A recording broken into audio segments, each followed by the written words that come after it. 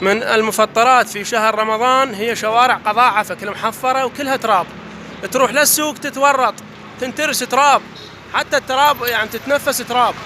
يعني هاي حكومتنا، هاي وضعيتنا، هاي حكومتنا الإسلامية، هاي وضعية شوارعنا. تروح للسوق تتسوق تشبع تراب، الله وكيلك. هاي يصيروا كل أهالي عفك، هاي شوارعنا، هاي شوارع إسلام، هاي شوارع مسلمين، هاي منو يقبل بيها؟ 23 سنة منو دمر عفك؟ منو حطمها؟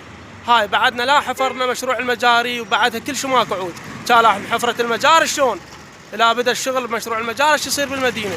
شوف التراب عمي، اليوم أول يوم من شهر رمضان تتورط تروح للسوق تشبع تراب، ملابسك اسمك تختنق، تتنفس تراب، ما معقولة. إلى متى؟ الديوانية منكوبة وقضاء عفك منكوبة، إلى متى؟ هذا شارع روضة الإشراق، هذا الشارع قدامكم، شوف الحال وشوف الوضعية.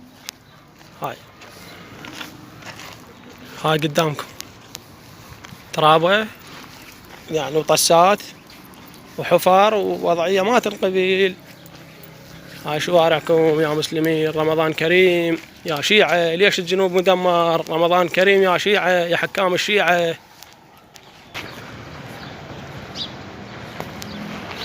حكام الشيعة نسألكم ليش من دون العالم الجنوب مدمر؟ اكو واحد من حكام الشيعة يجاوب؟ الشارع ما عندكم؟ شو تسوون بالسلطة؟ ها؟ السلطة شو تسوون بيها؟ ما تقولوا لي شو تسوون بيها غير تشتغلون.